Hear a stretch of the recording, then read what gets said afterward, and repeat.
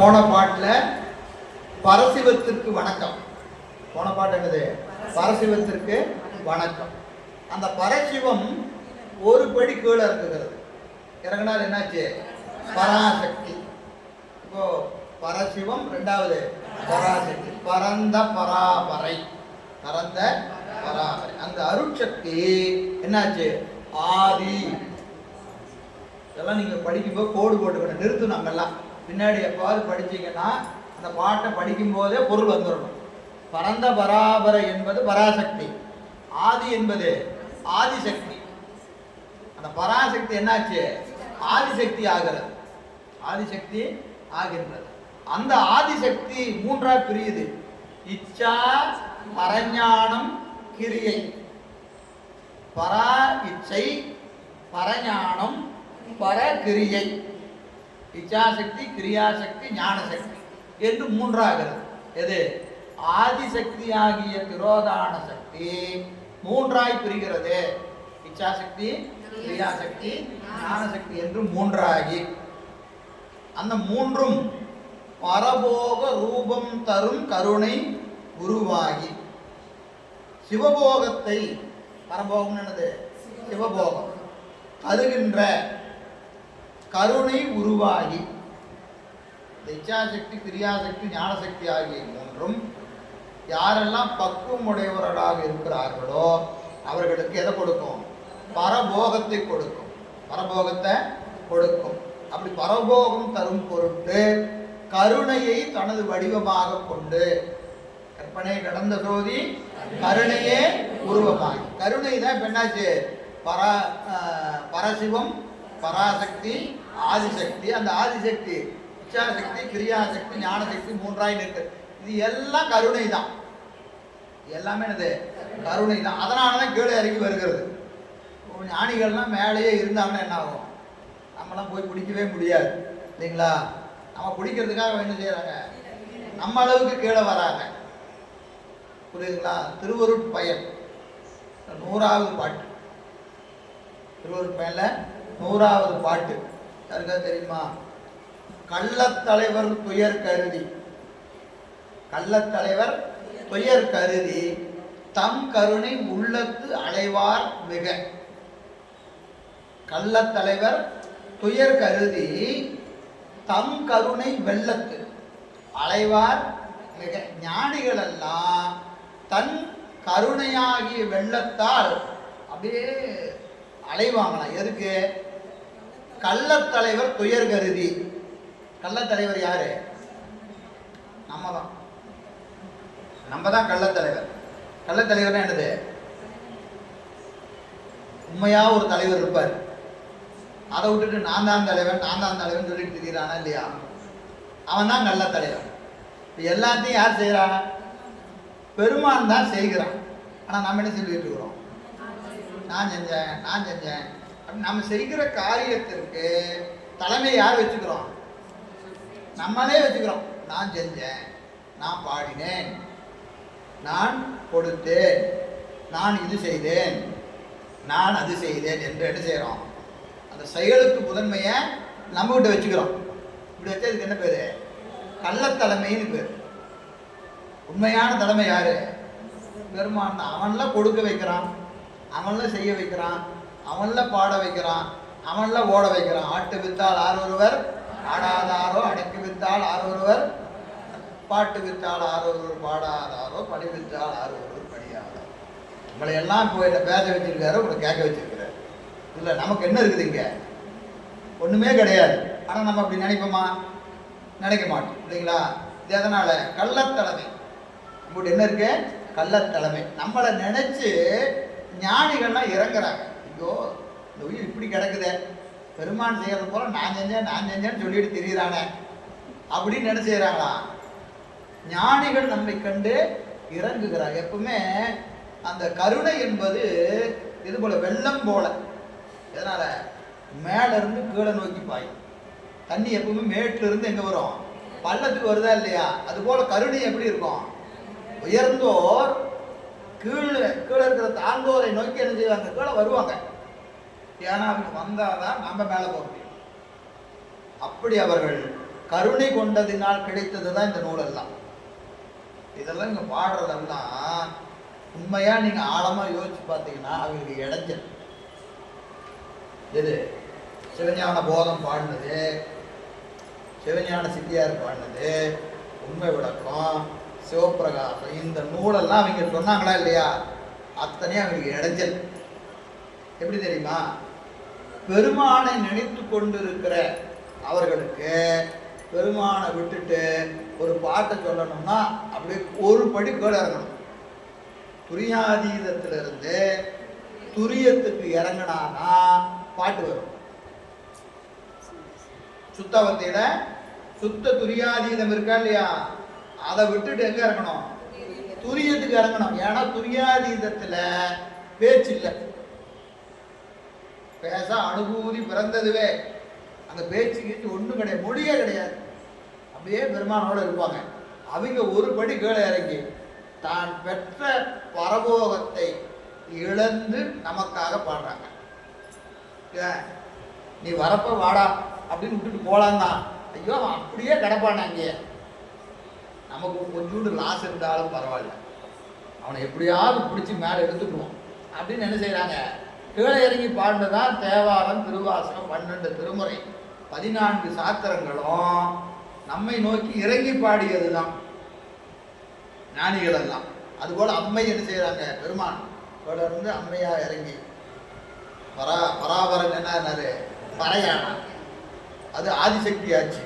ஆதிசக்தி இச்சாசக்தி, கிரியாசக்தி, ஞானசக்தி என்று கீழே இறங்கி இறங்கி இறங்கி வருகிறது. வந்து என்ன செஞ்சது பாருங்க, பரபோக ரூபம் தரும் கருணை உருவாகி சிவபோகத்தை தரக்கூடிய கருணையின் வடிவத்தை கொண்டு, கருணையின் வடிவத்தை கொண்டு, எது?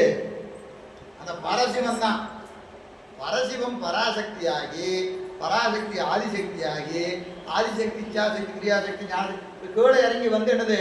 கருணையை தனக்கு வடிவமாக கொண்டு, கருணையை தனக்கு வடிவமாக கொண்டு என்ன செய்யறாரு? விசுத்தா சுத்த தனு கரண புவன போகம் தாங்க. விசுத்தம் என்பதற்கு சுத்தம்னு பேர். விசுத்தம்னா சுத்தம். விசுத்தா சுத்தம் என்பது சுத்த சுத்தம், சுத்த அசுத்தம். விசுத்தா என்பது சுத்தம் என்பது சுத்தம், விசுத்தம் என்பது அசுத்தம், விசுத்தா சுத்தம் என்பது சுத்தா சுத்தம். நான் மாற்றி சொல்லிட்டேன். விசுத்தா சுத்தம் இருக்கா இல்லையா, சுத்தம். விசுத்தம் என்பது அசுத்தம். விசுத்தம் என்பது அசுத்தம், சுத்தம் என்பது அங்க இருக்கு. சுத்தம் அசுத்தம் ரெண்டு வந்துருச்சா? அது இன்னொரு தடவை சொல்லுங்க. சுத்தா அசுத்தம், சுத்தா அசுத்தம் 3 தடவை சொல்லிக்கணும். அது இரட்டுற மொழிதல்னு பேர். என்ன பேரு? இரட்டுற மொழிதல். 2ஆம் நூற்பா படிச்சீங்கல்ல? 2ஆம் நூற்பா என்னது? அவையேயாய் தானேயாய். அவையே தானேயாய், அவையேயாய் தானேயாய் நம்ம இருக்கோம். படிப்பு எப்படி படிக்கணும்? அவையேயாய் தானேயாய், அவையே தானேயாய். இதுக்கு என்ன பேர்? இரட்டுற மொழிதல்னு பேர். அதை 2 தடவை சொல்லிக்கிறது. பாட்டில் என்னன்னு இருக்கும்? அவையே தானேயாயின்னு இருக்கும். 2ஆம் நூற்பால் அப்படிதானே இருக்கு. அவையே தானேயாயின்னு இருக்கும். நீங்க என்ன செஞ்சீங்க? 2 தடவை சொல்லிக்கணும். அவையேயாய் தனியா சொல்லிக்கணும், தானேயாய் தனியா சொல்லிக்கணும், அவையே தானேயாய் சொல்லிக்கணும். ஒன்றாய் வேறாய் புலனாய் என்று சொல்லுகிறோமா இல்லையா? அதுபோல விசுத்தம் என்பது அசுத்தம், சுத்தம் என்பது சுத்தம், விசுத்தா சுத்தம் என்பது அசுத்த சுத்தம். ஒன்றும் இல்லை, சுத்த தத்துவம், அசுத்த தத்துவம், விசுத்தா சுத்த தத்துவம். மாயை 3 வகைப்படும். சுத்த மாயை, பிரகிருதி மாயை. சுத்த மாயை, பிரகிருதி மாயை, அசுத்த மாயை. 3 மாயை இருக்கா இல்லையா? சுத்த மாயை என்பது 5 தத்துவங்களால் ஆனது சுத்த மாயை. அடுத்தது அசுத்த மாயை 7 தத்துவங்களால் ஆனது. மூலப்பிரகிருதி, மூலப்பிரகிருதி மாயை, பிரகிருதி மாயை. பிரகிருதி மாயை எத்தனை? 24. 24 ஆக 36 தத்துவங்களாக, 36 தத்துவங்களாக. தத்துவங்களை இடமாக கொண்டு, தத்துவங்களை இடமாக கொண்டு இந்த இறைவனது இச்சாசக்தி, கிரியாசக்தி, ஞானசக்தி ஆகிய 3ம் மாயையோடு பொருந்துகிறது. மாயோடு பொருந்துகிறது. எப்படி பொருந்தது? கூட குறைச்ச பொருது. சுத்த மாயோடு பொருந்துகிற போது அது ஞானமும் கிரியையும் பொருந்துகிற போது 5 தத்துவம் தோன்றுகிறது. இதெல்லாம் உண்மை விளக்கத்தில் படித்து தான் பிரிக்க வேண்டாம். ஞானம் பொருந்துகிற போது 2 தத்துவம் வருது, கிரியை பொருந்துகிற போது 2 தத்துவம் வருது, ஞானம் கிரியையும் பொருந்துகிற போது 1 தத்துவம் வருது. ஒன்று கூட குறைச்சா 5 தத்துவம் வந்துருதா இல்லையா? அதே மாதிரி அசுத்த தத்துவங்களோடு கூடுகிறதா இல்லையா? அப்போ 7 வருது. எது? வித்யா தத்துவங்கள் 7. அடுத்து மூலப்பிரகிருதி வருது. மூலப்பிரகிருதி அசுத்த இது மூலப்பிரகிருதியிலிருந்து நமக்கு 24 தத்துவங்கள் தோன்றுகிறது. சரிங்களா? இது நமக்கு சுத்தமாயை, அசுத்தமாயை, மூலப்பிரகிருதி, விந்து, மோகினி, மான். இதுக்கு என்ன பேரு? விந்து என்பது சுத்தமாயை, மோகினி என்பது அசுத்தமாயை, மூலப்பிரகிருதிக்கு மான்னு பேர். மான் என்பது பெருமயக்கம். மான் என்பது பெருமயக்கம். 3 சொல்லா சொல்லலாம். நீங்க சுத்தமாயை, அசுத்தமாயை, மூலப்பிரகிருதி, மூலப்பிரகிருதி அதுல 5, அடுத்தது 7, அடுத்தது 24. இதோடு எது கூடுகிறது? இறைவனது கருணை பொருந்துகிறது. இச்சாசக்தி, கிரியாசக்தி தான் இதையெல்லாம் என்ன செய்கிறது? தொழில்படுத்துகிறது. தொழில்படுத்துவதனால என்ன தோன்றுகிறது? 224 புவனங்கள் தோன்றுகிறது. 224 புவனம் தோன்றுதா இல்லையா? 36 தத்துவங்கள்ல 224 புவனங்கள் தோன்றுகிறது. இதெல்லாம் விரிவு பின்னாடி வருது. உங்களுக்கு 9வது பாடல்ல வருது. 9வது பாடல்ல எண்ணிக்கை சொல்றார். என்னென்ன அது அங்க பார்த்துக்கலாம்.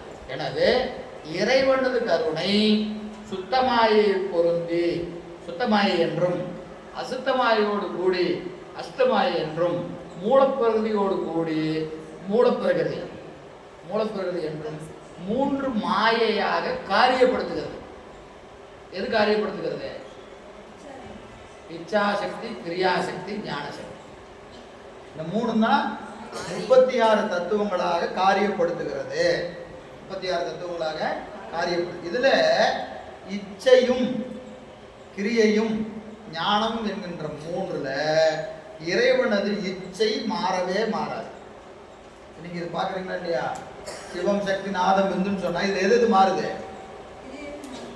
கிரியை மாறும், ஞானம் மாறும். இச்சை இருக்கா? இல்ல இச்சை இருக்கா? உண்மை விளக்கத்துல படிச்சீங்களாமா? இறைவனது ஞான சக்தி எதை போய் பொருந்தது? சுத்தமாயை போய் பற்றுகிறது. பற்ற உடனே நாதம்ங்கிற தத்துவம் தோன்றுகிறது. அடுத்தது இறைவனது கிரியா சக்தி சுத்தமாயை பொருந்துகிற போது சக்தி தத்துவம் தோன்றுகிறதா இல்லையா? அடுத்த 2 சமமா பற்றுகிற போது அப்புறம் ஞானம் குறையா இருக்கும், கிரியை அதிகமா இருந்தா ஈஸ்வரம், ஞானம் அதிகமா கிரியை கம்மியா இருந்தா சரி. இப்போ இதுல கூட குறைச்ச எது வருது? ஞானமும் கிரியை. நிச்சயம் என்னாச்சு? மாறவே மாறாது. இறைவனது விருப்பம் மாறவே மாறாது, ஒரே மாதிரி இருக்கும். விருப்பம் என்னது? உயிர்களை ஈடேற்றம் செய்ய வேண்டும். அப்போ இறைவனது அறிவு மாறும், இறைவனது தொழில் மாறும், விருப்பம் மாறவே மாறாது. புரியுதுங்களா? உங்களை ஆட்கொள்கிற போது உங்க அறிவுல பெருமான் வேற மாதிரி நிற்பான், என் அறிவுல வேற மாதிரி இருப்பான், அவங்க அறிவுல வேற மாதிரி இருப்பான். உங்களுக்கு வேற வேலை செய்வான், எனக்கு வேற வேலை செய்வான், அவங்களுக்கு வேற வேலை செய்வான். அறிவு மாறும், செயல் மாறும். ஆனா நோக்கம் என்ன? எப்படியாவது உன்னை மேல கொண்டு வரும். எதை கொடுத்தா இவன் திருந்துவான்? இன்பத்தை கொடுத்தா திருந்துவான்னா இன்பத்தை கொடுப்பார், துன்பத்தை கொடுத்தா திருந்துவான்னா துன்பத்தை கொடுப்பார். நோக்கம் என்னது? எப்படி மேல வந்தே ஆகும். உயிர்களை ஈடேற்றம் செய்ய வேண்டும் என்கின்ற விருப்பத்துல அவனுக்கு எந்த உயிர் மேலையும் கூட குறைச்செல்லாம் கிடையாது. எல்லா உயிர்த்தையும் ஒரே மாதிரி விருப்பம் தான். என்னது? கீழே இருந்து இவனை மேல கொண்டு வரணும். இதுல எந்த மாறுபாடும் கிடையாது. ஆனா வேலை ஒரே மாதிரி நடக்காது. இப்போ நமக்கெல்லாம் எப்படி ஒரே விருப்பம் இருக்குன்னா என்ன செய்வோம்? அப்போ நமக்கு நம்ம 2 குழந்தைங்க இருக்கிறாங்க, 2 குழந்தை மேலேயும் ஒரே மாதிரி விருப்பம் இருக்குன்னா நம்ம என்ன செய்வோம்? ஒரே பொருளை வாங்கி கொடுப்போமா இல்லையா? ஒரே மாதிரி தானே வாங்கி கொடுப்போம். சட்டை வாங்கினா ஒரே கலரில் வாங்கி கொடுப்போம், சாக்லேட் வாங்கி கொடுத்தா ஒரே மாதிரி வாங்கி கொடுப்போம், வண்டி வாங்கி கொடுத்தா ஒரே மாதிரி வாங்கி கொடுப்போம். ஏன்னா நம்ம என்ன சொல்லுவோம்? 2 பேர்த்தையும் ஒரே மாதிரி நான் பார்க்குறேன்யா, எனக்கு 2 குழந்தைங்களும் வேற இல்லை. வீடு கட்டினா கூட எப்படி கட்டுவான்? ஒரு ஆர்கிடெக்ட் கூப்பிட்டு ஒரே மாதிரி வீடு, கொஞ்சம் கூட மாற்றக்கூடாது. பார்த்தா அண்ணன் தம்பி வீடுன்னு தெரியணும். அப்படி கட்டுறமா இல்லையா? ஏன்? அப்பாவுக்கும் அம்மாவுக்கும் 2 பேருக்கு மேலேயும் ஒரே மாதிரி. ஆனால் பெருமான் அப்படிலாம் கிடையாது. ஒரே மாதிரி அன்பு தான், ஆனால் ஒரே மாதிரி கொடுக்க மாட்டார். ஏன் கொடுக்க மாட்டாரு? நம்ம அறிவு லட்சணம் அவனுக்கு தெரியும். இந்த ஆன்மாவுக்கு எதை கொடுத்தா திருந்துமோ அதை கொடுப்பாரு. அந்த ஆன்மாவுக்கு எதை கொடுக்கணுமோ அதை கொடுத்தா திரும்ப. நாம தான் தெரியுமா அவனுக்கு கொடுத்தீங்க, எனக்கு கொடுக்க மாட்டேங்குது இல்லையா? அவனுக்கு அதை கொடுத்தா அவன் திருந்துவான். இல்லை அவனை திருத்த வேண்டிய அவசியம் இருக்குது, அதை கொடுத்தான். நமக்கு ஏன் கொடுக்கல? அதை கொடுத்தா நமக்கு திருத்தம் வராது. அது இன்பமாகவும் இருக்கலாம், துன்பமாகவும் இருக்கும். அப்போ அவனது கருணை மாறுபடவே மாறுபடாது. என்ன மாறும்? ஞானம், அறிவு மாறும். அறிவு மாறும், கிரியை செயல் மாறும். சரிங்களா? அப்போ உயிர்களின் பக்குவத்திற்கு தக்கவாறு சுத்த தத்துவங்களை தோற்றுவிக்கிறான், அசுத்த தத்துவங்களை தோற்றுவிக்கிறான், மூலப்பிரகிருதி ஆகிய தத்துவங்களை தோற்றுவிக்கிறான். தோற்றுவித்து என்ன செய்யறாங்க? ஒன்றாய் விமலமாய் ஐந்தொழிற்கும் வித்தாய். அப்படிப்பட்ட பெருமான் பெயர் பலவா இருக்கு. என்னவா இருக்கு? பராசக்தி, ஆதிசக்தி, இச்சாசக்தி, கிரியாசக்தி, ஞானசக்தி என்று பல பேர் நீங்க வச்சுக்கலாம். ஆனா ஒண்ணுதான். அது ஒண்ணுதான் என்னவா இருக்கு? பலவாக இருக்கிறது. ஒன்றே பலவாய் நிற்கின்றது. பலவாக இருந்தாலும் காரியம் ஒண்ணுதான், நோக்கம் ஒன்னே ஒண்ணுதான். பெருமானோட நோக்கம் என்னது? ஒன்னே ஒண்ணுதான். எனவே ஒன்றாய், சரி, விமலமாய், மலம் இல்லாமல், நிமலன் பேர். நிமலன், அமலன் சொல்றோம் இல்லைங்களா? இப்போ இந்த மாயையோடு அவன் கூடுவதினாலே அவன் மல சம்பந்தம் உடையவன் ஆயிடுவானா? நாமெல்லாம் மாயோடு பொருந்தணும் என்ன ஆயிடுவான்? மல சம்பந்தம் வந்துடும் இல்லைங்களா? உடம்போடு கூடினால் உடம்பின் தன்மை நமக்கு வருமா வராதா? வரும். புரியுதுங்களா? இந்த உடம்பு எப்படி இருக்கு பாருங்க. உடம்பு நீங்க இந்த தத்துவங்களை பார்த்தா திருப்பி பாருங்க. மேல இங்க இந்த சார்ட்டை விட்டுட்டு எங்கேயும் போக முடியாது. எங்க போனாலும் இந்த 36 தத்துவம் கண்ணை மூணா ஞாபகத்துக்கு வரணும். அப்படியே கண்ணை மூணா 1 2ன்னு வச்சியா சொல்லணும். இது ஞாபகத்துக்கு வரலன்னா சித்தாந்தம் படிக்கவே முடியாது. பாடம் தான். எது? 36 தத்துவங்கள். சரிங்களா? மேல இருந்து கீழே வர வர வர வர வர அவனுடைய ஆணவ மல கலப்பு கூடிக்கிட்டே போகும். மேல இருந்து கீழே வந்தா என்ன ஆகும்? ஆணவ மல கலப்பு கூடிக்கிட்டே போகும். அதனால் தரப்படுகிற மாயை இருக்கா இல்லைங்களா? உடம்பு என்பது மாயையில இருந்தால் கொடுக்குறாரு. இந்த மாயினுடைய தன்மை என்ன இருக்கும்? ரொம்ப மோசமா இருக்கும். கீழே வர வர மாயை எப்படி இருக்கும்? ரொம்ப மோசமா இருக்கும். இப்போ தத்துவம் கடைசி தத்துவம் என்னது? நிலம். இந்த நிலத்துல மட்டும் 108 குணங்கள் இருக்கிறது.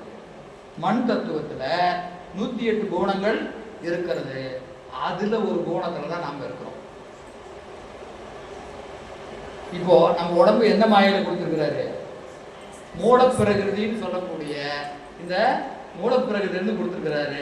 அதுலயே ரொம்ப பாட்டம் மோஸ்ட் அதுல இருந்து தான் நம்ம உடம்பு.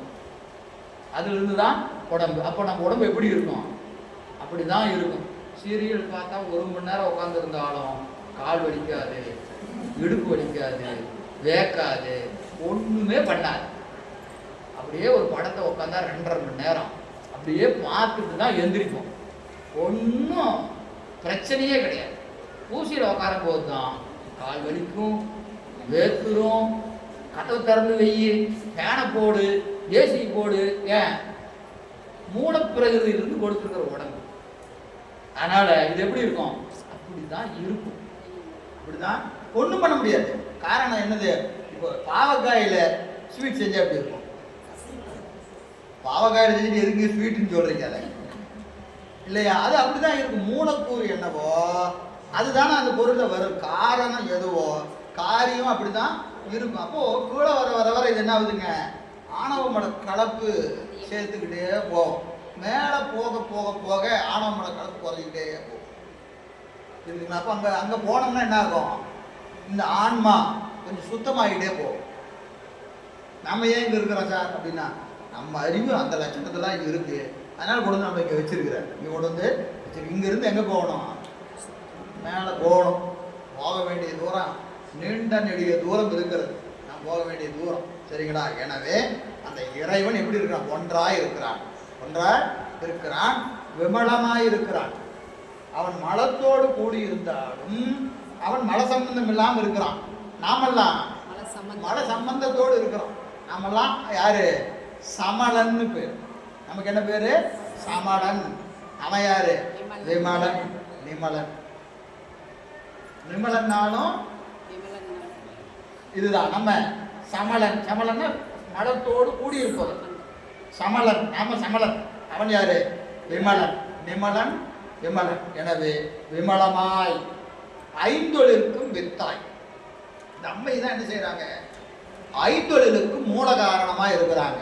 படைத்தல், காத்தல், அழித்தல், மறைத்தல், அருள் ஆகிய ஐந்தும் என்னது? கருணை தான். பார்த்திடின் எல்லாம் பரிவே ஆகும்.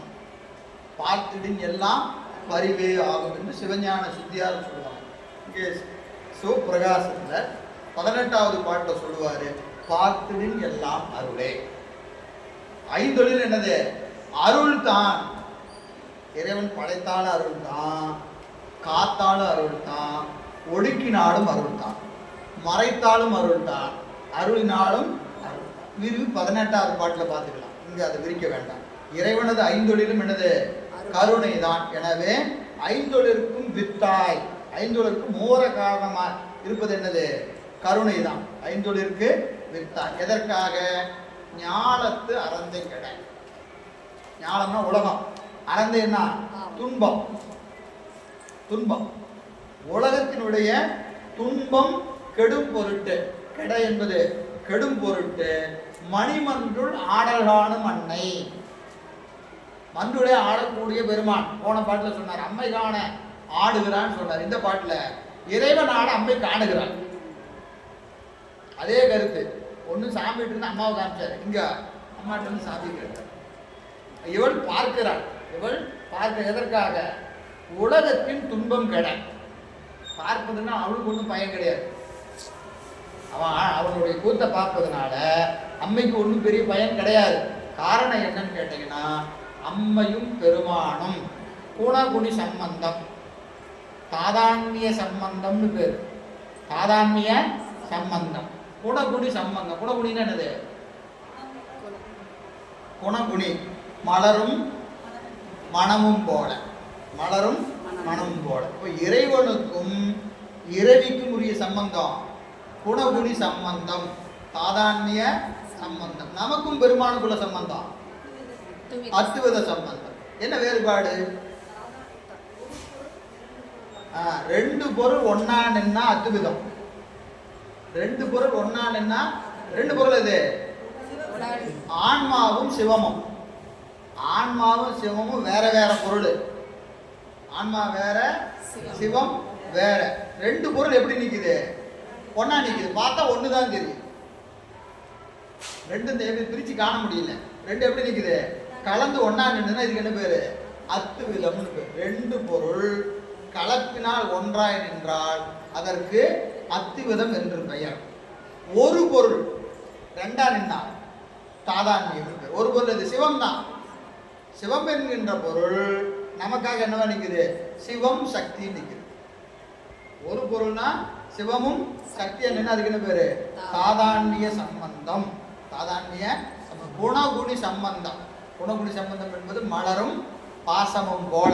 மலர் இருந்தா என்ன இருக்கும்? வாசம் இருக்கும். வாசம் வரலைன்னு என்ன அர்த்தம்? மலர் இல்லைன்னு அர்த்தம். வாசம் இருந்தா கண்டிப்பா என்ன இருக்கும்? மலர் இருக்கும். அதே மாதிரி வாசம் கெட்டுருச்சுன்னு என்ன அர்த்தம்? மலர் கெட்டுருச்சுன்னு அர்த்தம். குணம் கெட்டால் குணி கெடும். குணம் கெட்டால் குணி கெடும். அதுதான். எனவே ஞாலத்து அறைந்த கெட மன்றுள் ஆடல் காணும் அன்னை. நம் பொருட்டு என்ன செய்யறா? அம்மை அந்த இறைவனது கூத்தை காணுகிறார். ஆடல் காணும் அன்னை அருட்பாத மலர். அவருடைய திருவடி தாமரைகள் எங்க வைக்கணும்? சென்னி வைப்பாம். அந்த திருவடியை சென்னி மீது வைப்பாம் என்று இந்த பாடல்ல சொல்லுகிறார். மூத்த பிள்ளையார் துதி. நலம் தர நூல் இருந்தமிழின் செய்யுள் குற்றம் நன்னாமை இடையூறு நடியாமை கருதி இளங்கு இருகுலை அருகு பொருதி வரி சிதறி இணைவேள்கள் இகழ்ந்த கயர் கண்ணியோடும் இறைவன் கடந்தருள வரும் ஆணை முகத்தான் உம்மை கடம் அருவியன நிலவு கணபதியின் அருளால் அலர்ந்து மதுகர முனிவர் பரவ வளர் கமலம் அணைய திருவடியினைகள் நினைதல் செய்வான். நலம் தர, அதாவது இந்த நூலின் நன்மைகள் அனைவருக்கும் விளங்கும் பொருட்டு விநாயகப் பெருமானை வணங்குற. எதுக்கு? நூல் எல்லாருக்கும் போய் சேரணும். நூலின் நன்மை யாருக்கு கிடைக்கணும்? மாணவர்களுக்கு போய் சேரணுமா இல்லையா? அதுக்காக விநாயகப் பெருமானுக்கு ஒரு வணக்கம். நலம் தர. அடுத்தது இருந்தமிழின் செய்யுள் குற்றம் நன்னாமை. எப்போ ஒரு நூல் செய்கிற போது நம்ம அறிவு ஒரே மாதிரி இருக்குமா? நூல் செஞ்சோம்னா அறிவு ஒரே மாதிரி இருக்குமா? நம்ம சொல்லும் போது நம்ம அறிவு ஒரே மாதிரி இருக்காது, கேட்கும் போது அறிவு ஒரு மாதிரி இருக்காது. ஏன்னா அது என்ன இருக்குங்க, கொஞ்சம் அப்படியே ஆணவ மட கலப்பு இருக்கும். காலையில் 10 மணிக்கு உட்கார்ற மாதிரி இப்போ உட்காந்துருப்போமா? மதியானம் சாப்பிட்டு வந்து அப்படி உட்காந்துருப்போமா? கொஞ்சம் அப்படியே இருக்கிறது தானே இருக்குது. ஆனால் ஒரே மாதிரி அறிவு இருக்காது. அறிவு எப்பவுமே ஒரே மாதிரி இருக்காது. அப்போது அந்த நேரத்துக்கு தகுந்த மாதிரி செய்யல என்ன வந்துடும்? குற்றம் வந்துடும். நூலில் குற்றம் வந்துடும். அப்படி ஒரு குற்றமும் வராமல் காக்கணும். இருந்தமிழில் செய்யுள் குற்றம் நன்னாமை. நூலில் எந்த குற்றமும் வராமல் இருக்கணும். குற்றம் வராமல் இருக்கணும். இடையூறு நலியாமை. எடுத்த காரியம் முடிகிற வரைக்கும் போகணும். முதல்ல நூல் எல்லாருக்கும் போய் சேரணும். நூல் ஒழுங்கா குற்றம் இல்லாமல் வரணும். ஆரம்பிச்சா முடிக்கணும். இதெல்லாம் நம்மகிட்ட இருக்கிற பிரச்சனை. இதெல்லாம் நமக்காக சொல்றாரு, அவர்கிட்ட கிடையாது இல்லைங்களா? முதல்ல பாடம் நடத்துறோம்னா என்ன ஆகணும்? எல்லாத்துக்கும் போய் சேரணுமா இல்லையா? சேருமா? தெரியாது. சரி, ஆரம்பிச்சா முடிப்புமா? அதுவும் தெரியாது. சொல்றதுல குற்றம் இல்லாம சொல்ல முடியுமா? தெரியாது. இதை அப்படியே நீங்க வச்சுக்க. கேட்கறத முழுசா கேட்டுருவோமா? தெரியல. முடிக்கிற வரைக்கும் இருப்போமா? தெரியல. கேட்கறத ஒழுங்கா கேட்போமா? அதுவும் தெரியல. இல்லைங்களா? இப்ப எல்லாத்துலையும் இந்த பிரச்சனை இருக்குது. இதெல்லாம் இருக்கிறான்னு என்ன செய்யணும்? விநாயகப் பெருமானை கூப்பிட வேண்டியது. சாமி கொஞ்சம் காப்பாத்துங்க, எப்படியாவது ஒரு 4 மணி வரைக்கும் என்னை காப்பாத்திருங்க அப்படின்னு விநாயகப் பெருமானை வணங்க வேண்டியதுதான். எனவே இடையூறு நலியாமை, இடையூறு நலியாமை கருதி அதை சிந்தித்து என்ன செய்யணும்? இளங்கும் இருகுலை அருகு பொருதி வரி சிதறி இணைவேள்கள் இகழ்ந்த கயற்கண்ணி. கயற்கண்ணின்னு என்னதுங்க? கயற்கண்ணி, அங்கையற்கண்ணி. அங்கையற்கண்ணி தன்னோடும் அமர்ந்த ஆடவாயாவதும் இதுவே. கயற்கண்ணி என்னது? மீனாட்சி. கயல் மீனை போன்ற கண்ணை உடையவள். கயல் மீனை போன்ற கண்ணையுடன். இது உருவம் பற்றி வந்த ஓமானம் இல்லை, தொழில் பற்றி வந்த ஓமானம்னு எழுதுவாங்க. உருவம் பற்றி வந்த ஓமானம்னு என்னது? மீன் மாதிரி கண் இருக்கு. மீன் மாதிரி கண் இருக்கிறதுனால மீனாட்சி. அது உருவத்துக்கு இல்லை. தொழில் என்னது? மீன் தன் குஞ்சுகளை பார்த்து பொரிக்கும். புரியுதுங்களா? மீன் பார்த்ததுன்னா அந்த முட்டை என்ன ஆயிரும்? பொரிச்சிடும். அதுபோல பக்குவமுடைய ஆன்மாக்களுக்கு அம்மையினுடைய பார்வைப்பட்டா அது பக்குவப்படும். அவன் என்ன பண்ணணும்? திருநோக்கம் படணும். அம்மையினோட திருநோக்கம் நம்ம மேல பட்டுருச்சுன்னா நாம பொழைச்சிக்கலாம். கண்களினாலே ஆன்மாக்களை பக்குவப்படுத்துதல், பார்வையால் பக்குவப்படுத்துதல்னு பேர். அதனால அவருக்கு பேர் மீனாட்சி. புரியுதுங்களா? மற்றபடி கண்ணு மீன் மாதிரி இருக்கிறதுனால மீனாட்சி கிடையாது. அப்படி சொல்லிக்கலாம், ஒன்றும் தப்பு இல்லை. ஆனால் உண்மையான நோக்கம் என்னது? அந்த மீன் எப்படி இருக்குன்னா அகண்டும் நீண்டும் இருக்கும். அகண்டு இருக்கும், நீண்டு இருக்கும். அதுபோல அம்மையினுடைய கருணை எப்படி இருக்கும்? அகண்டு இருக்கணும். எல்லாருக்கும் படணும். நான் குறிப்பிட்ட உன்னதான் பார்ப்பேன், உன்னதான் பார்ப்பேன் அப்படி இருக்கக்கூடாது. நீண்டு இருக்கணும். எவ்வளவு கோலம் இருந்தாலும் அந்த அம்மையினுடைய பார்வை வந்து நம்மளை தொடணும். சரிங்களா? அதான் கயர் கண்ணு. கயர் கண். அந்த கண் எப்படி இருக்குது அப்படின்னு கேட்டா இரு குலை அருகு. இது ஒரு நயம் சொல்றாரு. எப்பவுமே ஒரு எதையுமே நமக்கு ஒரு நயமா சொன்னா தானே பிடிக்கும். ஒரு அழகு இருக்கணுமா இல்லையா? செய்யலா இருந்தாலும் அம்மா கண் என்ன ஆகுதான், இந்த காதுல குலை, அதுல குலை இருக்கிறது. இந்த மீன் வந்து அதுல முட்டுதான், எட்டி குதிச்சு என்ன செய்யலாம், இந்த குலையை வந்து முட்டுனோம்னா இந்த குலை ஆடுதான், குலை ஆடுதான். இழகு இரு குலை அருகு. இரு குலை அருகு பொருதி வரி சிதறி. பொருதி வரி அதுல இருக்கிற முத்துக்கள் இருக்கா இல்லையா, இந்த காதுல இருக்கிற அந்த குலையில முத்துக்கள்லாம் இருக்குதான், அது சிதறி போகுதான். ஏன்னா இது வந்து முட்டுனோம்னா என்னாச்சான், அந்த முத்துக்கள்லாம் அப்படியே சிதறி போகுது. இரு குலை அருகு பொருதி வரி சிதறி. அந்த இது அப்படியே அவ்வளவு வேகமா வந்து என்ன செய்யுதான், அது முட்டுக்கலாம். எல்லை கடந்து குதிக்கிறது கண். எல்லை கடந்து குதிக்கிறது கருணை. அப்படிதான் வருது. எப்படி வருதான், எல்லை கடந்து. அதுக்கு இவ்வளவுதான் எல்லை, இவ்வளவுதான், அவ்வளவுதான். அம்மா எப்பவும் கருணை செய்ய மாட்டாங்க, வாரி வணங்குவோம். வாரி நம்ம தகுதியெல்லாம் பார்த்து கொடுக்கணும்னா நமக்கு அள்ளி கொடுக்க முடியாது, கிள்ளி கூட கொடுக்க முடியாது. நம்ம யோகியது அவ்வளவுதான். ஆனா அவன் என்ன செய்யறான்,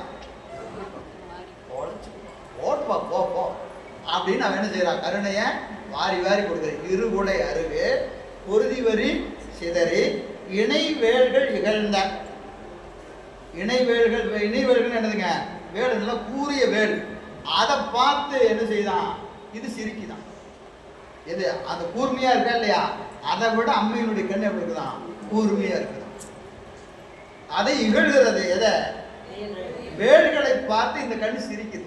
என்ன நீ எல்லாம் என்ன பாரு அப்படிங்கிற மாதிரி அதை பார்த்து இது சிரிக்குதான். இணைவேல்கள் இகழ்ந்த கயற்கண்ணி. அப்படிப்பட்ட கண்ணையுடைய அம்மை என்ன செய்யறானா, இறைவனோடும் கலந்து. அம்மை இறைவனோடும் கலந்து. அதுக்கு அம்மைக்கு இவ்வளவு அடை போற. அப்படிப்பட்ட அம்மை இறைவனோடு கலந்து அருள. கலந்ததினாலே அருளப்பட்டவர் யாரு, விநாயகர் பெருமானும் பெருமாட்டியும் கூடி நமக்கு யாரை கொடுத்திருக்கிறாங்க, விநாயகர் பெருமானை கொடுத்திருக்கிறார்கள். எனவே கலந்து அருள வரும் ஆணை முகத்தான். ஆணை முகத்தான். அவன் எப்படி இருக்கிறான் அப்படின்னு கேட்டா, மும்மை கடன் அருவி என. மதநீர் அந்த பாட்டிலேயே பார்த்தோம் இல்லைங்களா, கன்னத்துல 3 மதநீர் சொல்லிக்கிறது, 3 மதநீர் சொல்லிக்கிறது. இது யானைக்கு 3 மதம் சொல்றது இலக்கணம். 2 கன்னத்துல 2, அதனுடைய பிறப்புறுப்புல ஒரு மதநீர் சொல்லிக்கிறது. ஆக யானைக்கு எத்தனை, 3 மதம். விநாயகர் பெருமானுக்கு எத்தனை மதம், 2 தான். அவருக்கு எங்க 3வது, ஏன்னா ஒரு தலை மட்டும் தான் யானை, உடம்பு மனித உடம்பு. அப்ப இவருக்கு 3 மதம் சொல்லலாமா, சொல்லலாமா, சொல்லக்கூடாது. ஆனா சொல்றாங்க. ஏன் சொல்லலாம் அப்படின்னா, இதுக்கு சிவஞான சித்தியார்ல மாதவ சிவஞானம் முடிகிற ஒரு உரை எழுதுறாரு. இவருக்கு 3 மதம் சொல்லலாமா அப்படின்னா பல மேற்கோள்லாம் காட்டுறாரு. இவங்க எப்படி சொன்னாங்க அப்படி சொன்னாங்க, அதெல்லாம் வேண்டாம். ஏன் சொல்லலாம்னா, ஒரே ஒரு உதாரணம். 5 எழுத்து நாளும் 4 எழுத்து நாளும் 3 எழுத்து நாளும் 2 எழுத்து நாளும் 1 எழுத்து நாளும் அதுக்கு பஞ்சாகரம் தான் பேர். நமசிவாய, சிவாய நம, சிவய, சிவ, சி. பஞ்சாக்கரத்தை கூல பஞ்சாக்கரம், சூக்கும பஞ்சாக்கரம், அதிசூக்கும பஞ்சாக்கரம், காரண பஞ்சாக்கரம், அதிசூக்கும காரண பஞ்சாக்கரம். நமசிவாய, சிவாய நம, சிவய, சிவ, சி. இப்போ சி, சிவய, சீல 5 எழுத்து இருக்கு. நீங்க அதை என்னன்னு சொல்லணும், 3 எழுத்து 2 எழுத்து 1 எழுத்துன்னு சொல்லணுமா இல்லையா? அப்படியெல்லாம் சொல்ல மாட்டாங்க. எத்தனை எழுத்து இருந்தாலும் அதுக்கு 5 எழுத்து இருந்தா. அதுபோல விநாயகர் பெருமானுக்கு 2 மதம் இருந்தாலும் 3 மதம் என்று சொல்லலாம் அப்படின்னு உரை எழுதுறாரு. அது இங்கேயே வச்சுக்கலாம். அது அங்க இருக்கிற சித்தியார்ல இருக்கிற உரை தான் இங்க. மும்மை கடம் 3 மதநீர் சொரிய அருவி என. அது எப்படி வருது, அருவி போல் வருகிறது. கருணையாகிய மதநீரை சுரிந்து கொண்டு நிலவு கணபதியின் அருளால், கணபதியின் அருளால் அளந்து மதுகர முனிவர் பரவ, அளந்து மதுகர முனிவர் பரவ, நல்ல மலர்ந்து இருக்கிற தாமரை போன்ற மலர்களை கையிலே ஏந்தி கொண்டு முனிவர்கள் எல்லாம் யாரை வணங்குறாங்க? விநாயகர் பெருமானை வணங்குகிற முனிவர் பரவ வளர் கமலமணைய திருவடியினைகள், வளர் கமலம், வளர் கமலமணைய திருவடி. அந்த திருவடி எப்படி போட்டிருக்கிறது? தாமரை திருவடி, தாமரை திருவடி, வளர் தாமரை என்று சொல்லுகிறார், வளர் தாமரை என்று சொல்லுகிறார். அந்த தாமரையினுடைய திருவடி இணைகளை நினைதல், அந்த தாமரை போன்ற திருவடியை நினைந்து வணங்குவாம் என்று சொல்லுகிறார். இதுல பார்த்தீங்கன்னா ஒரு 2-3 குறிப்பு பாருங்க. நலம் தர, ஒரு என்ன சொல்றாரு? நலம் தர என்பதற்கு நன்மை உண்டாம் பொருட்டு, நன்மை உண்டாம் பொருட்டு. இதுல குறிப்பா சைவ சித்தாந்தத்தின் நலம் மாணவர்களுக்கு விளங்கும் பொருட்டு. ஏன்னா இந்த நூல் சைவ சித்தாந்த நூல் தானே, நூலின் தன்மை என்னது? சித்தாந்த கருத்து. இதில் இருக்கக்கூடிய செய்திகள் எல்லாம் மாணவருக்கு போகணுமா இல்லையா? அப்போ அதுக்காக விநாயகரை வணங்குறார், விநாயகரை வணங்குகிறார். எனவே சைவ சித்தாந்த நுட்பங்கள் எல்லாம் யாருக்கு விளங்கணும்? மாணவர்கள். அதுதான் நலம். நலம் தரனா எனக்கு நல்லா வச்சிரு, நல்லா நோய் நொடி இல்லாமல் வச்சிரு, அது இல்லை. இங்கே விநாயகர் வணக்கம் அதுக்கு கிடையாது. நூலில் இருக்கிற நலத்தை நாம பெறணும். நூலில் இருக்கிற பதிபசு பாசத்தினுடைய உண்மை கருத்தை மாணவர்கள் விளங்கும் பொருட்டு என்பது நலம் தர. அடுத்தது இருந்தமிழின் செய்யுள் குற்றம். செய்யுள் குற்றம் என்று சொன்னால் செய்யுள்ள 5 வகையான குற்றம் வரும்னு சொல்றாங்க. 5 அதிகாரம் இருக்கா இல்லையா? செய்யுள்ள 5 அதிகாரம் இருக்கா இல்லையா? என்னது? எழுத்து, சொல்லு, பொருள், யாப்பு, அலங்காரம், அணி அலங்காரம் என்று சொல்றோம். இந்த 5லையும் என்ன வரக்கூடாது? குற்றம் வரக்கூடாது. எழுத்துல குற்றம் வரக்கூடாது, சொல்லுல குற்றம் வரக்கூடாது, பொருள்ல குற்றம் வரக்கூடாது, யாப்புல குற்றம் வரக்கூடாது, அணியில குற்றம் வரக்கூடாது. இந்த எந்த குற்றமும் இல்லாம இந்த நூல் அமைய வேண்டும். இங்க ஞான நூலாயினும் இலக்கணத்துக்கு உட்பட்டது. இதுக்குள்ள இலக்கண பிழையெல்லாம் பார்க்கவே முடியாது. ஞான நூல் தானே அப்படின்லாம் விட முடியாது. இதுல என்ன இருக்குது? இலக்கணங்கள் உண்டு. அதனாலதான் சில பாடலை என்ன செய்யணும்? கொண்டு கூட்டி பொருள் செய்யணும். அது ஒரு மாதிரி இருக்கும். பொருள் செய்யும்போது என்ன செய்யணும்? பின்னாடி இருக்கிறத தூக்கி முன்னாடி போடணும், முன்னாடி இருக்கிற தூக்கி பின்னாடி போடணும். ஏங்க அதுக்கு நேரம் அப்படியே எழுத வேண்டியதான? நாங்கள் யாப்பெல்லாம் இடிக்கும், புரியுதுங்களா? அப்போ என்ன செய்யணும்? யாப்புக்கு நூல் இருக்கும். எதுகை, மோனை, யாப்பு எல்லாமே நூல் அப்படிதான் இருக்கும். பொருள் செய்யும்போது என்ன செய்யணும்? அதுக்கு முன்னாடி இருக்கிறது போட்டால் தான் பொருள் வரும். அதை கொஞ்சம் மாற்றி பொருள் கொள்ள வேண்டும். சரிங்களா? வெறும் வசனம் பார்த்தா என்ன செய்யலாம்? அப்படியே என்ன நினைக்கிறோமோ அதை அப்படியே எழுதிக்கிட்டே வரலாம். இது அப்படிலாம் இல்லை. எனவே 5 வகையான குற்றங்கள், 5 வகையான குற்றங்கள், அதாவது 5 வகையான அதிகார குற்றங்கள் வராமல் இருக்கணும். பொதுவாக இலக்கணத்தில் நமக்கு குற்றங்கள் 10 சொல்கிறாங்க. 10 குற்றம் உண்டு. இது 5 அதிகாரம். என்னது? சொல்லதிகாரம், எழுத்ததிகாரம், பொருள் அதிகாரம், யாப்பதிகாரம், அணி அலங்க அதிகாரம்னு 5 அதிகாரம் இருக்கு. 5லையும் குற்றம் வரக்கூடாதுன்னு சொல்கிறாங்க. இது போக நமக்கு 10 குற்றங்கள் செய்யல வரும். இது வராமல் இருக்கணும். 10 குற்றம். அது என்ன அப்படின்னு பார்த்தீங்கன்னா குன்றக்கூறல். குன்றக்கூறல் என்பது ஒரு குற்றம். குன்றக்கூறல் என்னது? சுருக்கி கூறுறது இல்லை, சொல்ல வேண்டியதை முழுசா சொல்லாம ஒன்றது, அறகுறையா சொல்றது. குன்றக்கூறல் என்னது? அறகுறையா சொல்றத முழுசா சொல்லாம அப்படியே விட்டுட்டு போறது, அது ஒரு குற்றம். அப்படி சொல்லக்கூடாது. ஒரு நூல் செய்கிற போது என்ன சொல்லணுமோ அது முழுசா சொல்லணும். அப்புறம் 2வது மிகைப்பட கூறல்.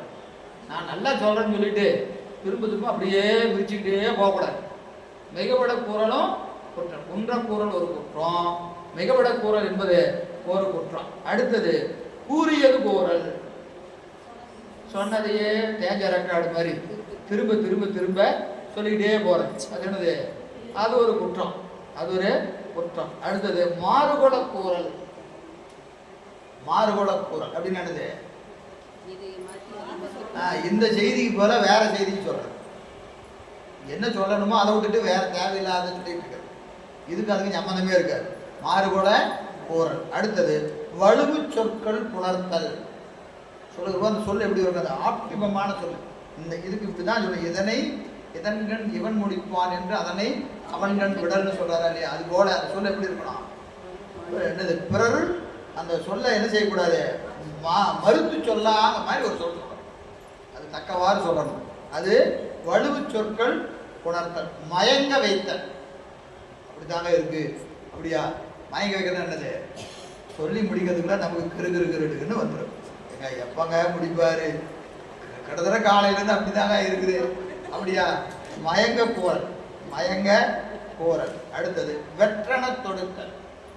வெற்றன சும்மா பேசிட்டே இருப்பாரு. எதுக்கு பேசுறாருன்னு அவருக்கும் தெரியாது. சும்மா பேசிட்டே இருக்கிறது. அது என்னது? லொடன்னு பேசுறது. மற்றொன்று விரித்தல். மற்றொன்று அப்படின்னு என்னது? இப்போ இந்த செய்தியை விட்டுட்டு எதையாவது விரித்து பேசிட்டு இருக்கிறது. மற்றொன்று விரித்தல். அடுத்தது சென்று தேய்ந்து இறத்தல். ஆரம்பிக்கும் போது அருமையாக ஆரம்பிச்சு முடிக்கும் போது எல்லாம் ஆரம்பமெல்லாம் நல்லா தான் இருக்கு அப்படின்னு சொல்றோமா இல்லையா? அது என்னது? சென்று தேய்ந்து இருத்தல். அப்புறம் நின்று பயன் இல்லாமை. என்ன பேசி கடைசியானது? ஒரு பிரயோஜனம் இல்லை. டைம் தாங்க வேஸ்ட்டு.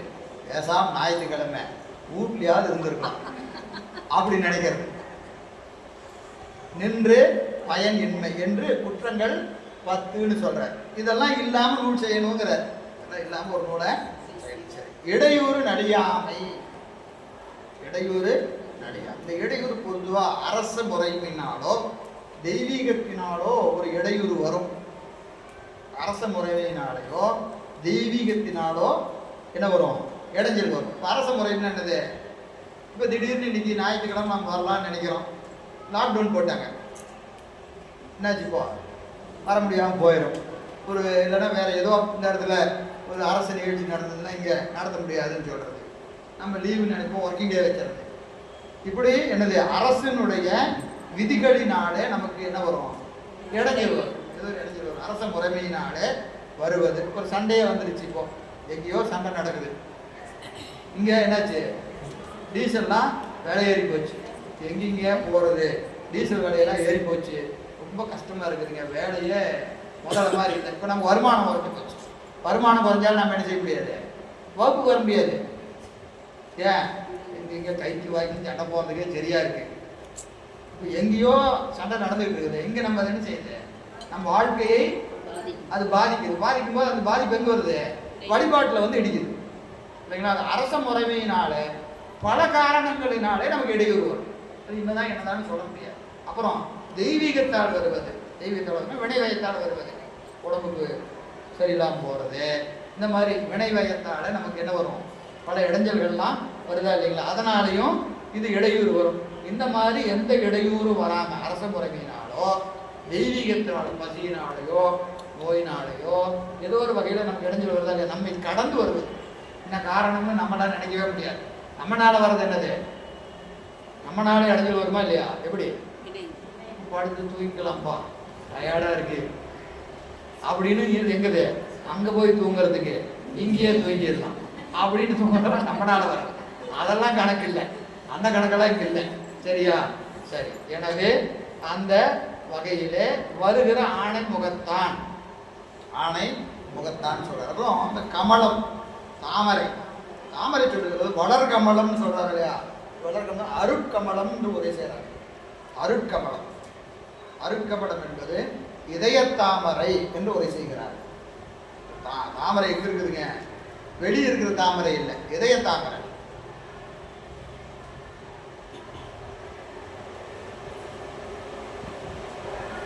இந்த இதய தாமரையின் இயல்பு சிவஞான போதம், சிவஞான சித்தியார் 9ஆம் நூற்பாவில் பாருங்க. இதய தாமரையை பற்றி விரிவாக சொல்லியிருக்கிறார். அகப்பூசை பற்றிய இடத்துல இதய தாமரையின் இயல்பு சொல்லியிருக்கிறார். விரிவு ஆங்கு காண்க. இங்கே இதய தாமரை என்பதை சொல்றாச்சு. இந்த வகையில் 4வது பாட்டு இளைய பிள்ளையார் துதி. இளைய பிள்ளையார் துதி. வளநிலவு குல அமரர் அதிபதியாய் நீள மயிலேறி வரும் ஈசன் அருள்ஞான மதலை அளவில் பலகளை அங்கம் ஆரணங்கள் உணர்ந்த அகத்தியனுக்கு ஓத்துரைக்கும் அண்ணல் விரல் எண்ணா உளம் மருவு சூரன் உரம் எமது இடும்பை ஓங்கல் ஒன்று ரெண்டு கூறுபட ஒளிதிகழ்வேள் உகந்த களபமணி புறமகள்தன் மணிமுலைகள் கலந்த கந்தன் மலரடியினைகள் சிந்தை செய்வான். வளநிலவு குல அமரர் அதிபதியாய் வளர் நிலவு குல அமரர் அதிபதி வளம் பொருந்திய தேவலோகம் அவர்களுக்கு அதிபதியாய் தேவருக்கு தலைவர் யாரு? முருகப்பெருமான். தேவ சேனாதிபதி தானே, அவர் தானே தேவ சேனாதிபதி. அதனால அமரருடைய அதிபதியாய் வளம் பொருந்திய அமரருடைய தலைவனாய் நீல மயிலேறி வரும் ஈசன் அருஞான மதலை. நீல மயில் மேல வரக்கூடியவர் இறைவனது அருஞான குழந்தை. மதலைன்னு என்னது? குழந்தை. அருளே குழந்தையா வருது. ஆறு தலையிலிருந்து 6 நெற்றிக்கண்ணிலே இருந்து 6 பொறிகளாக வருதா இல்லையா? அப்ப என்னது? 5 முகம் தோன்றி 6 முகம் தோன்றும். இப்போ 5 முகத்திலிருந்து 6 முகமா தோன்றி 6ல இருந்து வந்த முருகப்பெருமான். எனவே அவர் யாருங்க? அருள் ஞான மதலை, அருளே கொண்ட திருமேனி குழந்தை. அவர் யாரு அப்படின்னு கேட்டீங்கன்னா, இந்த அகத்தியன் என்பவருக்கு தமிழை சொல்லிக் கொடுத்தார். அகத்தியருக்கு குருநாதர் யாரு? முருகப்பெருமான். அந்த அகத்தியர் யாருன்னு கேட்டா, பலகலை அங்கம் ஆரணம் குடந்த அகத்தியர். அவர் ஏற்கனவே எல்லாம் படித்தவர் தான். எல்லாத்தையும் படித்தாலும் அவருக்கு முருகப்பெருமான் என்ன சொல்லி தர்றாரு? இலக்கணம் சொல்லி தர்றாரு. தமிழ் இலக்கணம் முருகப்பெருமான் அகத்தியருக்கு சொல்லிக் கொடுக்கிறார். ஏற்கனவே அவர் என்ன செஞ்சிருக்கிறாரு? எல்லாம் படித்தவர் தான். எல்லாத்தையும் படித்தவர் தான். எல்லாத்தையும் படித்தாலும் யார் வேணும்? குரு வேணும். குருநாதன் இல்லாமல் கற்ற கல்வி முற்று பெறாது. எந்த கல்வி படித்தாலும் குருமுகத்தால் தான் கேட்கணும். அது விதி. அதுதான் நமக்கு ஆலமர் செல்வர் சொல்கிறோமா இல்லைங்களா? அது கல்லாளின் உடையமர்ந்து நான்மறை ஆரங்க முதற் கற்ற கேள்வி வல்லார். அது சும்மா ஒன்றும் தெரியாம போய் சாமி நீங்கள் பாடம் நடத்துங்க நான் கேட்குறேன் அப்படின்னு போனால் இல்லை. ஆரங்க முதல் கற்ற கேள்வி வல்லார். எல்லாத்தையும் படித்தாச்சு. வேதம் படித்தாச்சு, ஆகமம் படித்தாச்சு, புராணம் படித்தாச்சு, இதிகாசம் படித்தாச்சு, எல்லாம் படித்தாச்சு. ஆனாலும் என்ன வரல? தெளிவு பிறக்கலை. ஏன்னா நம்ம போய் படித்தோம்னா அது அறிவு விளங்கும். குருமுகத்தால் கேட்டால் என்ன ஆகும்? அனுபவம் விளங்கும். அதனால இந்த 4 பேருக்கும் என்ன படிச்சும் என்ன வரல? தெளிவு பிறக்கல. பெருமாண்ட போய் சாமி எல்லாத்தையும் படிச்சுட்டோம். வேதம் படித்தாச்சு, ஆகமம் படித்தாச்சு, புராணம் இதிகாசம் எல்லாம் படித்தாச்சு. ஆனால் எங்களுக்கு என்ன வரல? தெளிவு பிறக்கலையே சாமி. ஆரங்க முதல் கற்ற கேள்வி வல்லார்கள் 4 என்ன செஞ்சாரு? வாக்குறந்து உபதேசம் நடக்குது. பேச்சுக்கு வேலை, பேசாத அனுபூதி. பெருமான் நினைச்சு, அப்படியாப்பா நான் உனக்கு பாடம் நடத்துறேன்ப்பா அப்படின்னு என்ன செஞ்சாரு? கண்ணை மூடி சின்முத்திரை காட்டி உக்காந்தார். 4 பேர் கீழே உட்காந்துட்டாங்க. எப்படி உட்காந்தாங்க? கண்ணை மூடி உட்காந்துட்டாங்க. 4 பேர் கண்ணை மூடி உட்காந்துருக்கிறாங்க. பெருமான் சின்முத்திரை காட்டி அமர்ந்திருக்கிறார். பாடம் நடந்துருக்கு. மதியானத்துக்கு மேலே ட்ரை பண்ணி பார்க்கலாமா? எப்படி? கண்ணை மூடி உக்காந்துட்டு பாடம் சிவபிரகாசம் வாக்குறந்த பூரணமாய் என்ன ஆகும்? அவ்வளோதான். சொல்கிறாள் அதுதான், கேட்குறாள் அவ்வளோதான். அந்த பக்குவம் சூக்கும வாக்குல நடக்குதுங்க உபதேசம். வாக்கு என்ன வாக்கு? சூக்கும வாக்கு. வாக்குறந்த பூரணமாய் எல்லாமாய் அல்லதுமாய் இருந்ததனை இருந்தபடி இருந்துகள். எப்படி இருக்கணுமோ அப்படி இருந்து காட்டினார் பெருமான். எப்படி இருந்து காட்டினாரு? பாடம் படிச்சா பேச்சு இருக்கக்கூடாது, வாக்கு கெடணும், மோனம் பிறக்கணும். பாடம் படிச்சா என்ன பயனு? வாக்கு கெட்டு மோன அனுபூதி பிறக்கணும். நம்மளாம் படிச்சாதான் நிறைய பேசணும். ஏன் தெரியுமா? படிச்சிருக்கியா? சிவபிரகாசம் படிச்சிருக்கியா? அது தெரியுமா உனக்கு? எங்க சொல்லு அப்படிமா. ஏன்னா நமக்கு எடுத்து படிச்சா எது குறையணுமோ அது ஜாஸ்தியாக. எது குறையணும்? ஆணவ மலம் குறையணும். நமக்கு அது ஜாஸ்தி ஆயிடும். அதனால என்னாச்சு, இப்போ வாயில் அதுக்காக தாங்க கேள்வி கேட்ட கூட நான் பதில் சொல்றது இல்லைங்க. அப்படி சொல்லக்கூடாது. நாங்கெல்லாம் மோனே பிறந்தவங்க. நீங்க கேள்வி கேட்டு பாருங்க, நாங்க வாயை திறக்க மாட்டோங்க. அப்படி சொல்லக்கூடாது. புரியுதுங்களா? சொல்லாமல் சொன்னவரை நினையாமல் நினைந்து பவர் தொடங்கி வெல்வாம்னு அங்க ஒரு உபதேசம் நடக்குது. அதே மாதிரி இங்க அகத்தியருக்கு ஓத்து உரைக்கும் அண்ணல். ஓத்து என்பது இலக்கணம்.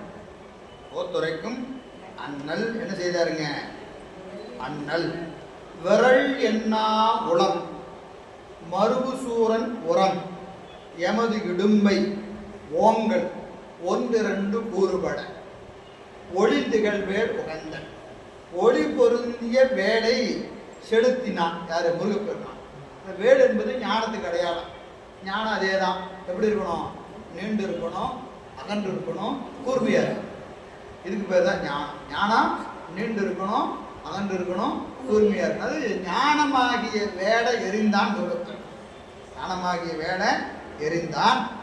அந்த வேலினாலே என்ன நடந்ததுன்னு கேட்டீங்கன்னா, மற்றவரை மதிக்காத நெஞ்சை உடைய சூரபதுமன்.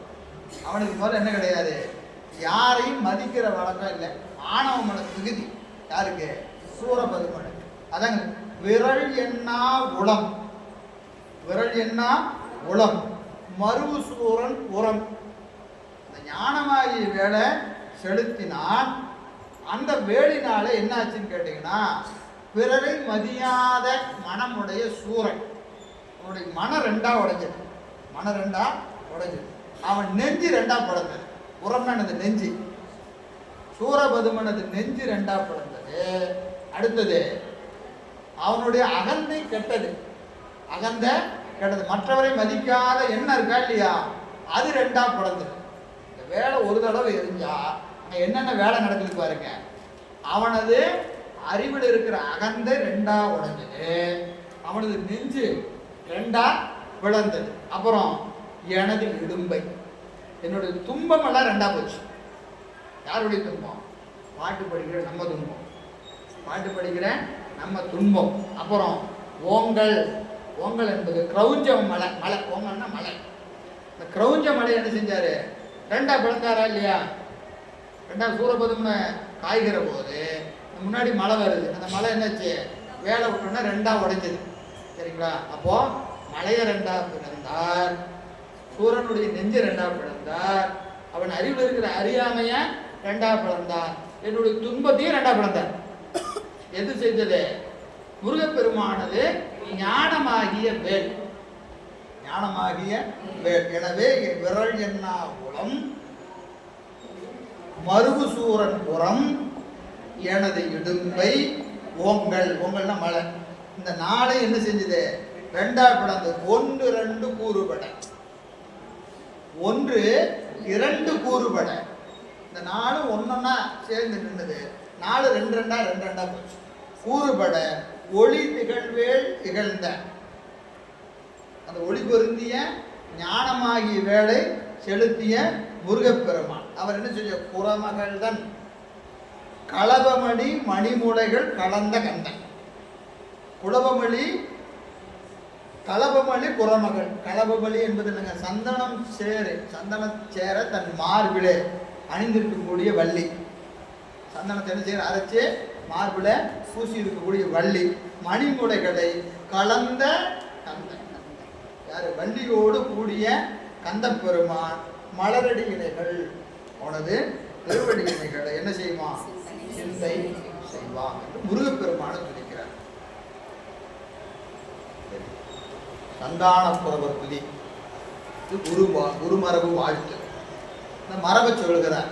யாராரு சொல்றாருன்னு சொல்றாரு.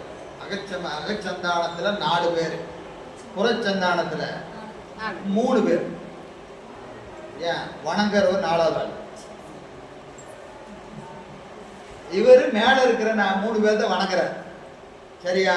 அகச்சந்தானத்துல 4 பேர்த்தையும் புறச்சந்தானத்துல 3 பேர்த்தையும் மொத்தம் 7 பேர்த்த வணங்குறார் இந்த பாடல். தேவர் பிரான் வளர்கையுளை காவல் பூண்ட திருநந்தி. முதல்ல நந்தியம் பெருமான். தேவர் பிரான் வளர்கையிலை. தேவர் பிரான் யாரு? பெருமான். பெருமான் வீற்றிருக்கக்கூடிய கையிலேயே காவல் கொண்டிருக்கின்ற நந்தியம் பெருமானுக்கு ஒரு வணக்கம். அவர் கணத்து ஓர் செல்வர். நந்தியம் பெருமானிடத்து உபதேசம் பெற்றவர் யாரு? சனத்குமார். அவர்கிட்ட உபதேசம் வாங்கினவர் சனத்குமார்.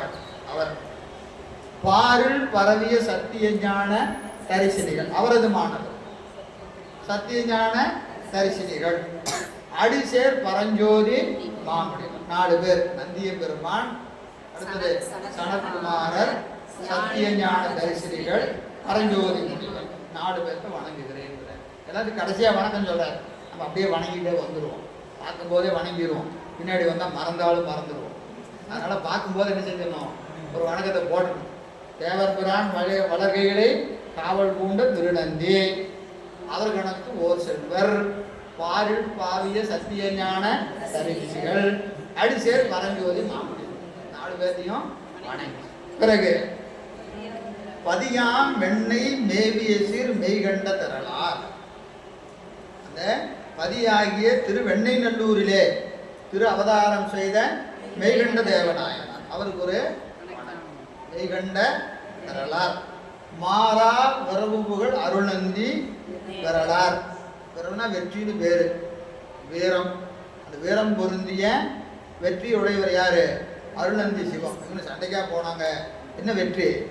ஞான வெற்றி. இதெல்லாம் ஞான வெற்றி தான். இது ஆணவமடமாகிய அது அறியாமை வென்றதினாலே இவர்களெல்லாம் வீரம் பொருந்தியது. அடியார் சிறப்பிச்சு வீரம் என்னால் விளம்பும் தகையதோ. பெரிய புராணத்தில் பாடுறோமா இல்லையா? வீரம் என்னால் விளம்பும் தகையதோ. வீரம் என்னது? எல்லாம் ஆணவ மலத்தை வென்ற வீரம் தான். எல்லாம் அதில் அடியாரெல்லாம் கத்தி எடுத்து சண்டையாக போட்டுட்டு இருந்தாங்க. அந்த வீரம் இல்லை. யாராலும் வெல்ல முடியாத ஆணவ மலத்தை வென்ற வெற்றி அவர்களுக்கு உண்டு. அதான் இங்கே விரலார். அருணந்தி விரலார். செல்வத்தாவில் அருள் மறைஞான சம்பந்தர். அவருடைய மாணாக்கராகிய மறைஞான சம்பந்தர். இவர் இச்சந்தானத்து எமையாடும் தந்தையுடைய என்னை ஆளாக கொண்ட குரு பரம்பரை. சந்தானம். சந்தானம் என்பது கெடுது மரபு. சந்தானம்னா மரபு. செல்வம்னு ஒரு பொருள் இருக்கு. செல்வம் என்ற ஒரு பொருள் இருக்கு சந்தானத்துக்கு. தனம் தானியம் சந்தானம் அளவு புகழ் சொல்றமா இல்லையா? அந்த சந்தானம் என்பது செல்வம். செல்வம் எப்படி வரும்னு கேட்டீங்கன்னா, பொருட்செல்வம் மகனுக்கும் அருட்செல்வம் மாணவனுக்கும் வரும். ஒருத்தர் 2 செல்வம் இருக்கு. அருளும் இருக்கிறது, பொருளும் இருக்கிறது. இப்போ பொருளுக்கு உரியவர் யாரு? மகன். இவர் கொடுத்தாலும் கொடுக்கலனாலும் இவருக்கு பின்னாடி அதை யார் அனுபவிப்பா? மகன் தான் அனுபவிப்பான். அருட்செல்வம் மாணவனுக்கு தான் போகும், மகனுக்கு போகாது. இவர் எத்தனை அருள் வச்சிருந்தாலும் பூரா யாருக்கு? மாணவனுக்கு தான். குருநாதர் எவ்வளவு அருள் வச்சிருந்தாலும் பூரா வாங்குற உரிமை யாருக்கு? மாணவனுக்கு தான். அந்த உரிமை யாருக்கு கிடையாது? மகனுக்கு கிடையாது. அதனாலதான் மாணவனை மகனாக சொல்லுகிற வழக்கு உண்டு. என் தந்தை அப்படின்னு பாடுவாங்க. தந்தைன்னு என்ன அர்த்தம்? அருட்தந்தை. அருளுக்கு அவர் தான் தந்தை. அவர் இல்லைன்னா, இந்த தந்தை இல்லைன்னா மண்ணுக்கு நாம வர முடியாது. அதுபோல அந்த தந்தை இல்லைன்னா நமக்கு அருள் வரவே வராது இல்லையா? அதனால ஆசிரியரை எப்படி பார்க்கணும்? தந்தையாகவும், ஆசிரியர் தன் மாணவனை மகனாகவும் பார்க்கிற மரபு உண்டு. அந்த வகையிலே இவர் இச்சந்தானத்து எமையாளும் தன்மையோடு என்னை ஆட்கொண்ட தன்மையை உடையவர்கள் என்று இங்கே காட்டுகிறார்.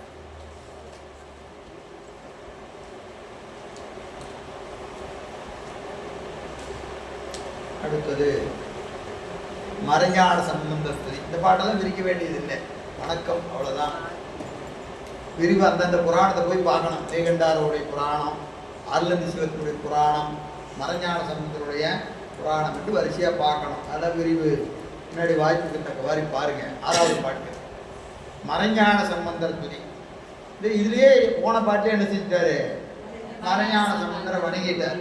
ஆனாலும் கூட நேரடி குருநாதர் அவர் தான். நேராக பல்லக்கில் போயிட்டு இருந்த ஆளை பிடிச்சி கீழே தடாறு கேளுதல்னு யாரு? இவர் தான். பட்டக்கட்டையில் பகற்பொழுது ஏகுது காரின்னு அவர் மட்டும் சொல்லாமல் இருந்தா இவரும் அப்படியே தினமும் போயிட்டு முன்னாடி தீவண்டி பிடிச்சிக்கிட்டு போய் நடராஜ பெருமானை வணங்கி வந்திருப்பார். இதில் ரொம்ப அருமையான ஒரு நுட்பம் இருக்கிறது. நீங்கள் கொஞ்சம் அவுட் ஆஃப் சிலபஸ் கூட வச்சுங்க. இருந்தாலும் இப்போது நடராஜ பெருமானை தொட்டு பூசிக்கணும்னா அவர்கள் குறைஞ்சபட்சம் ஆச்சாரிய அபிஷேகம் வாங்கியிருக்கணும்.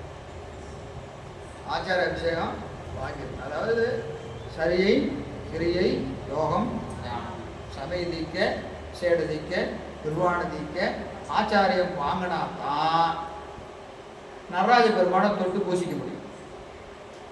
ஆச்சாரியம் வாங்கலைன்னா நடராஜ பெருமானை தொட்டு பூசிக்க முடியாது. அப்போ அவர் என்ன செஞ்சிருக்கிறாரு?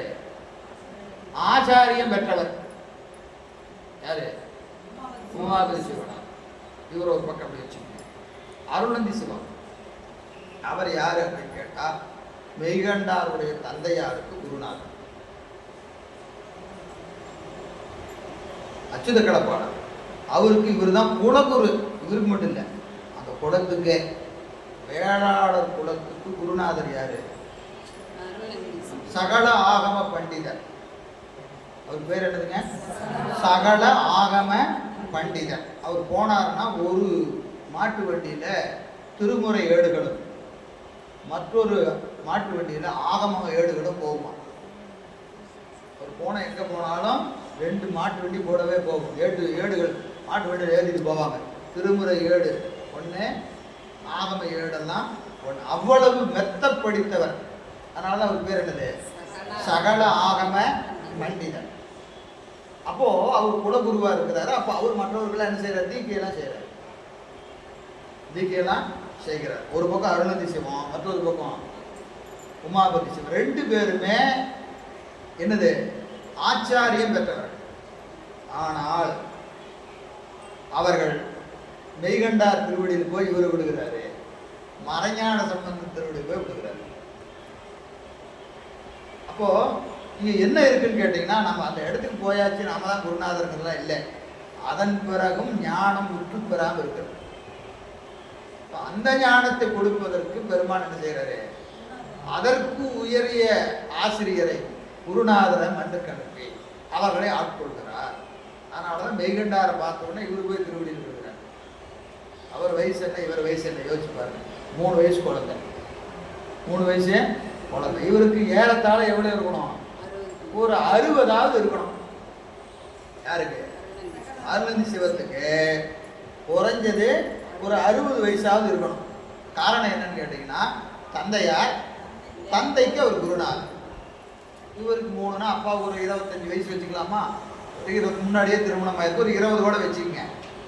அந்த காலத்துல எல்லாம் கொஞ்சம் முன்னாடியே திருமணம் ஆகுமா இல்லையா? அதனால ஒரு 20 வயசு அப்பாவுக்கு வச்சுட்டீங்கன்னா கூட இவர் என்னது 40, 45, 50 இருப்பார் இல்லையா? குலகுரு. ஆனா அவர் போய் என்ன செய்யறாரு? போய் மெய்கண்டார் திருவடியில் விழுந்து அடியனை ஆட்கொள்ள வேண்டும்ங்கிறார். அவர் திருவடியை தூக்கி தலைமையில வச்சு அவருக்கு தீக்கை செய்யறார். அப்போ என் குருநாதன் எனக்கு என்ன செஞ்சாருன்னு சித்தியார்ல போய் பார்த்தீங்கன்னா தெரியும்.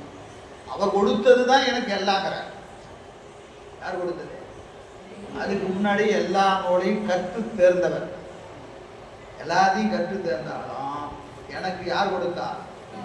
மெய்கண்டார் கொடுத்த பிச்சைன்னு பாடுறாரு சிவஞான சித்தியார் கொடுக்க. அப்போ கல்வி அறிவு என்பது வேறு, ஞானம் என்பது வேறு. அப்போ அது ரொம்ப முக்கியம். குருநாதர்கிட்ட அடங்கி இருக்கணும். குருநாதர்கிட்ட அடங்கி இருக்கணும். அடங்கலைன்னா நமக்கு இன்னும் ஞானம் எங்க இருக்குன்னு அர்த்தம்? தூரமா இருக்குன்னு, ரொம்ப தூரத்தில் இருக்குன்னு. பொதுவாக நமக்கு அதை ஏற்றுக்கொள்கிற தன்மை எல்லா இடத்துலையும் வராது, எல்லாருக்கும் வராது. ஆனால் அதெல்லாம் நம்ம கொஞ்சம் அந்த இடத்துல இருக்கிறவர்களே மீண்டும் ஒரு குருநாதர் திருவடி பணிகிறார்கள் என்று சொன்னால், இப்போ இறைவன் திருவருளை நம்ம என்னன்னு சொல்றது? நமக்கெல்லாம் எட்டுவதில்லை. இதற்கான காரண காரியங்களை எல்லாம் நம்ம ஆராய்ச்சி பண்ணணும்னா நம்ம அறிவுக்கு என்ன ஆகாது? எட்டாது. நம்ம அறிவுக்கு எட்டக்கூடிய செயல் அல்ல. சரி, அதனால இங்கே மறைஞான சம்பந்தரை வணங்குறார். உமாபதி சிவனார் பொதுவாக ஒரு வணக்கம் வச்சாலும் என் குருநாதர் தனியாக பாடுங்க அப்படின்னு தனியாக ஒரு பாட்டு வைக்கிறார் பாருங்க. பார்திகளை வளர் சாமவேதம் மல்க பராசர முனி மரபு வயில ஞான சார்பு தர வந்தருளி எம்மை ஆண்ட சைவ சிகாமணி மருதை தலைவன் அந்தன் கார்மருவு பொழில்புடை சூழ் மதில் மீதே அதியம் கடவாமை நெடுங்கொடியின் கடந்தை சீர்நிலவு மறைஞான சம்பந்தன் எந்தை திருவருள் மலரடிகள் சென்றி வைப்பான்.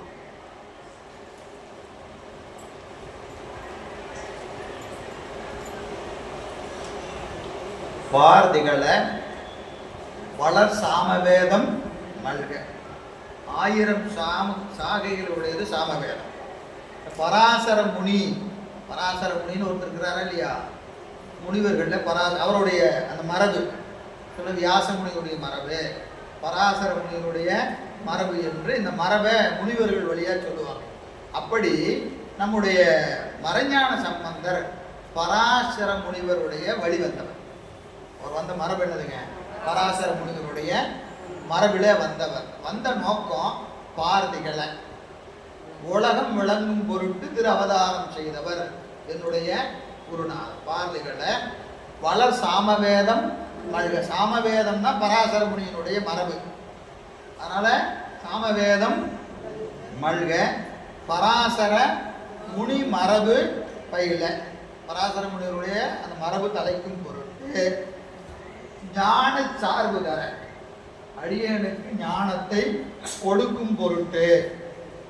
அப்போ மறைஞான சம்பந்தர் வந்த நோக்கம், இந்த மண்ணுக்கு வந்த நோக்கம் உலகம் விளங்குவதற்காக வந்தார். அடுத்தது சாமவேதம் சிறக்க வந்தார். பராசர முனி மரபு பயில வந்தார். என்னை ஆட்கொள்ள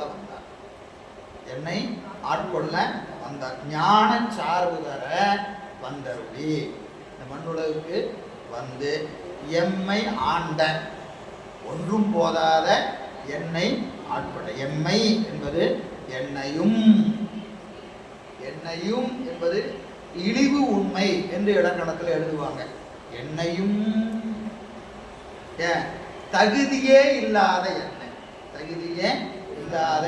எண்ணெய் அப்படியே நாவுக்கரசு பெருமான்கிட்ட போனீங்கன்னா குளம் கொள்ளேன் குணம் கொள்ளேன் குறையும் கொள்ளேன் குற்றமே பெருதுடையேன் கோலமாய நலம் கொள்ளேன் நான் கொள்ளேன் ஞானியல்லே நல்லாரோடு இசைந்திலே நடுவே நின்ற விலங்கல்லாது வெறுப்பனவே பேசவல்லேன் இளங்கொள்ளேன் இறப்பதே ஈயமாட்டேன் என் செய்வான் சொல்லினேன் வேலையே.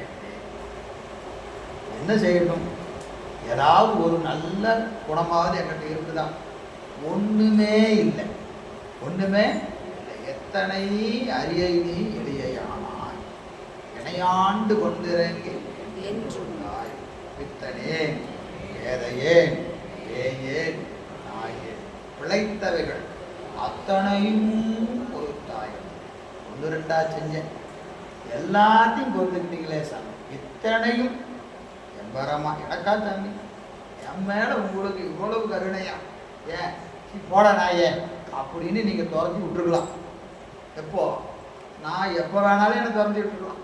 ஆனால் நீங்கள் என்ன செஞ்சிட்டீங்க, இத்தனை பிழைகள் செய்தாலும் என்னை நீங்கள் பொறுத்து கொண்டீர்கள். 40 வருஷம், 1 வருஷமா 2 வருஷம், எத்தனை வருஷம்? 40 வருஷம். பேசக்கூடாததெல்லாம் பேசுங்க. சமணத்திலிருந்து எவ்வளவு பேசியிருப்பார், இறைவனை எவ்வளவு எழுந்திருப்பார். நீங்கள் சமணருடைய இலக்கணத்தை பார்த்தீங்கன்னா ஞானசம்பந்தர் புராணத்தில் சமணர்கள் செஞ்ச கொடுமையெல்லாம் பார்க்கலாம். நாவுக்கரசர் புராணத்திலேயே சைவத்துக்கு வந்ததுக்கப்புறம் அவங்கெல்லாம் என்ன செஞ்சாங்க, இவருக்கு என்ன செஞ்சாங்க, சுண்ணாம்பு காவையில் போட்டாங்க, கடலில் போட்டாங்க, யானை கட்டி எடுனாங்க, நஞ்சு கடந்த பாலை கொடுத்தாங்க. இத்தனைக்கும் நீ படித்த ஸ்கூலில் நான் ஹெட் மாஸ்டர், சமணத்தினுடைய தலைவர் தருமசேனர் எத்தனை செஞ்சிருப்பார். செக்குலர் அதெல்லாம் சொல்லலை, எங்கேயுமே சொல்லலை. ஏன்னா ஞானிகளை எப்பவுமே அவருடைய பின்புலத்தை நம்ம பார்க்கக்கூடாது. ஆனால் அவர் அந்த பாட்டில் வச்சுட்டார். இத்தனையும் எம்பரமா, இத்தனையும் சாமி எனக்கா சாமி, எந்த தகுதியுமே இல்லையே அப்படின்னு சொல்வது போல நமக்கெல்லாம் கண்ணுக்கு தெரிஞ்சு இருக்குதோ இல்லையோ, நாம் எத்தனை செஞ்சோமோ, எத்தனை பிறவியில் செஞ்சோமோ அத்தனை என்ன செய்கிறார் சாமி, இருக்கட்டும் விடு பின்னாடி பார்த்துக்கலாம் இப்போவா அப்படின்னு கூப்பிட்டு உட்கார வச்சிருக்கிறாரா இல்லையா. எனவே என்னையுங்க, எம்மை என்னையும் ஆட்கொண்ட யாரு, சைவ சிகாமணி. சிகாமணின்னு என்னதுங்க, கிரீடத்து மேலே ஒரு வைரம் வச்சிருப்பான். கிரீடம் வரைஞ்ச நம்ம படத்தில் தான் பார்க்கலாம். ஒரு படம் பார்த்தீங்கன்னா எப்படி இருக்கும், கிரீடம் போட்டு மேலே ஒரு பெரிய வைரத்தை வச்சுருப்பாங்க. இப்போ நிறைய முத்துக்கள் வைரங்கள்லாம் இருக்கும், ஆனால் அதில் முத்தா இப்போ ஒரு பெரிய வைரத்தை வச்சுருப்பாங்க. அதுக்கு தான் என்னது, சிகாமணி. மணிகளுக்கெல்லாம் மேலான மணி. அதுபோல் இங்கே சைவத்தில் மிகப்பெரிய சொல்லித்தரக்கூடிய வகையில் உயர்ந்தோர் யார், என்னுடைய குருநாதர் என்று சொல்கிறேன். இது அப்படியே இந்த இடத்த மட்டும் வைக்கணும்னா நீங்கள் 2 நூல் படிக்கணும். என்னை ஆண்ட சைவ சிகாமணி என்பதற்கு நீங்கள் கட்டாயம் எந்த 2 நூல் படிக்கணும், நெஞ்சு விடுத்தூது போற்றி பகவதி. இந்த 2ஐயும் போய் பார்த்தாதான் இந்த 2 சொல்லுக்கு பொருள் செய்ய முடியும். அவர் மறைஞான சம்பந்தரை எப்படி பார்த்தார், யாரு, ரமாபதி சிவனார் மறைஞான சம்பந்தரை எப்படி பார்த்தார்கள் எங்க இருக்கு, 2 நூல் இருக்கு. 2 நூலையும் போய் பார்த்தா தான் தெரியும். முத்திதரு நன்னெறி, முத்திதரு சும்மா ஒரு இடம் மட்டும் உங்களுக்கு சொல்றேன். முத்திதரு நன்னெறி நாடும் மடம் ஒன்றினையும் அன்னிடையே உண்டு அறுத்தரு. விஞ்ஞானங்கள் இருக்கு. ஒரு மலத்தை எங்கிருந்து இருக்கிறாரு, உள்ள அறிவு கருவாக இருந்து அறுத்துறாரு பெருமான். பிரளயாகல இருக்கு, தேவாய் மலகண்மும் தீர்த்தரு. முன்னாடி ஆணவ மலத்தை நீக்கிறார். விஞ்ஞானங்களுக்கு அறிவு கருவாக இருந்து நீக்கிறாரு. பிரளயாகலருக்கு முன்னாடி மான்மழுவோடு ஆணவ மலத்தை நீக்குகிற தேவாய் மலகண்மும் தீர்த்தரு. பூவளையம் தன்னில், இந்த மண் உலகத்தில் நீங்கா சகலருக்கு, மண்ணை விட்டு போக மாட்டேன் அப்படின்னு அடமுடிக்கிறவன் யாரு, நம்ம தான். அடுத்த பிறவி பிறந்தா நான் உனக்கு மகனா பிறக்க வேண்டும், நீ எனக்கு மகளாக பிறக்க வேண்டும். அடுத்த பிறவிலும் நீ தான் எனக்கு மனைவியாக வர வேண்டும், நீ தான் எனக்கு கணவனாக வர வேண்டும். ஒன்றும் கிளம்புற ஐடியாவே கிடையாது. எங்கிருந்தே இங்கிருந்து கிளம்புற ஐடியாவே கிடையாது. ரெடி, எத்தனை பிறவினாலும் ரெடி தான் இல்லைங்களா.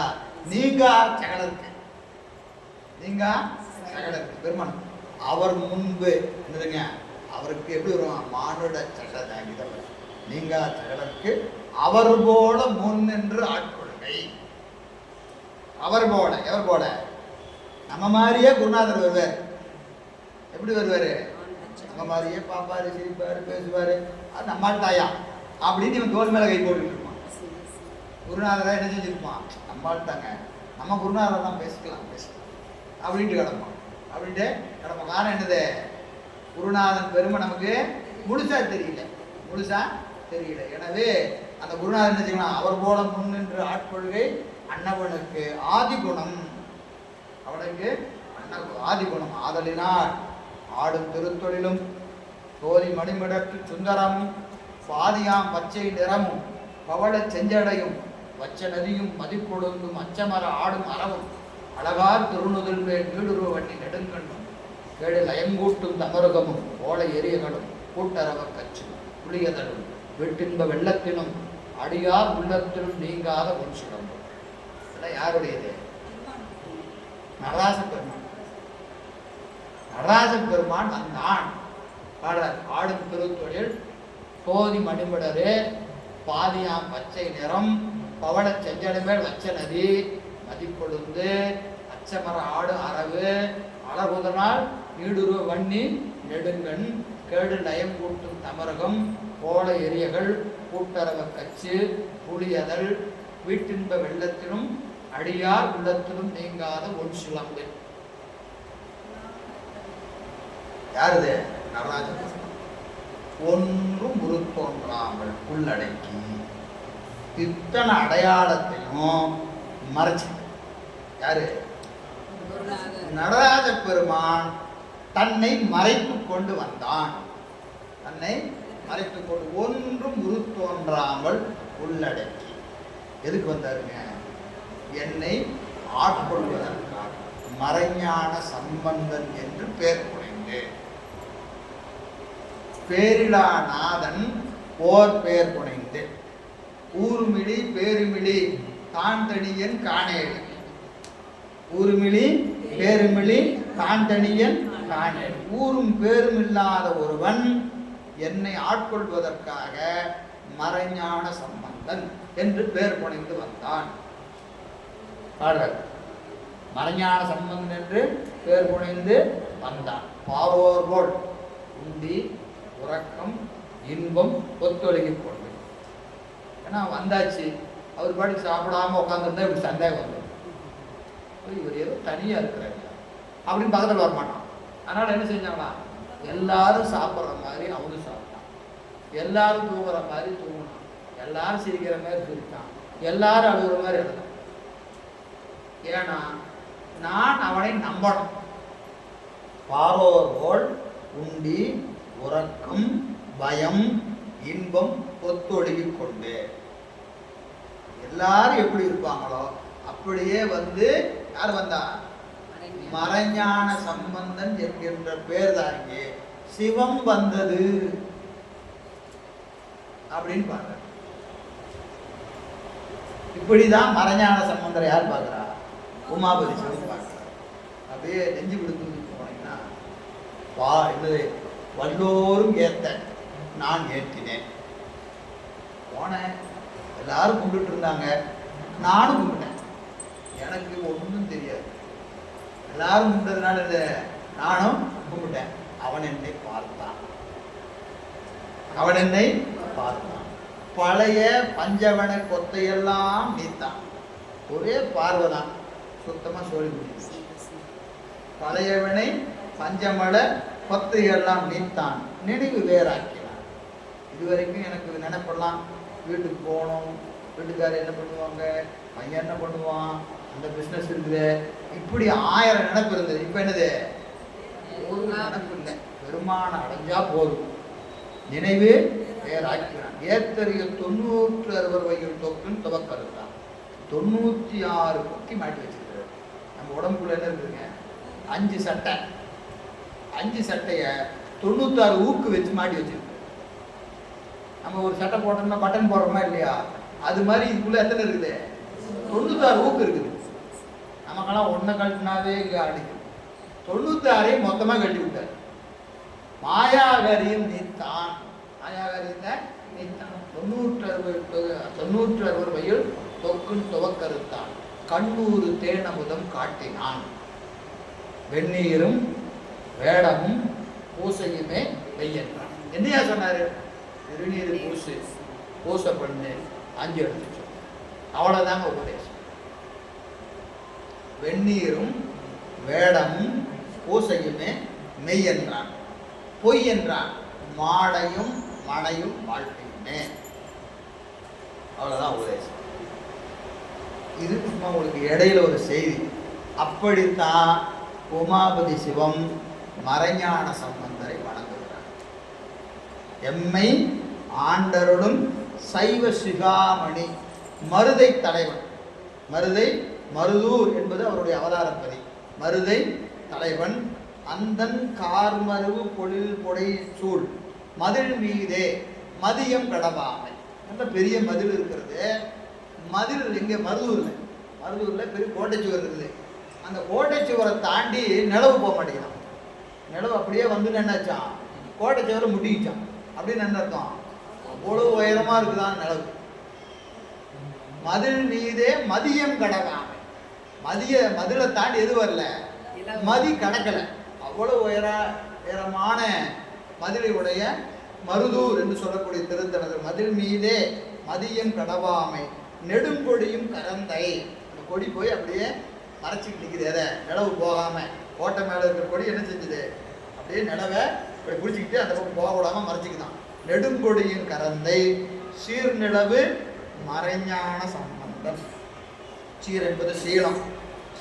சீலம் நிறைந்திருக்கக்கூடிய பெருமை பொருந்திய மறைஞான சம்பந்தன் எந்தை என்னுடைய தந்தை, என்னுடைய தந்தை திருவளரும் வளரடிகள், திருவளர்கின்ற திருவடியை சென்னி வைக்கும். இந்த திருவடி எங்கே வைக்கணும்?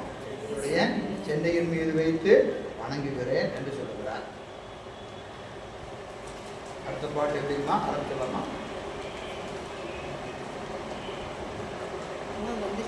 வந்துருச்சா? முடிச்சுட்டு ஆரம்பிச்சு மதிய உணவு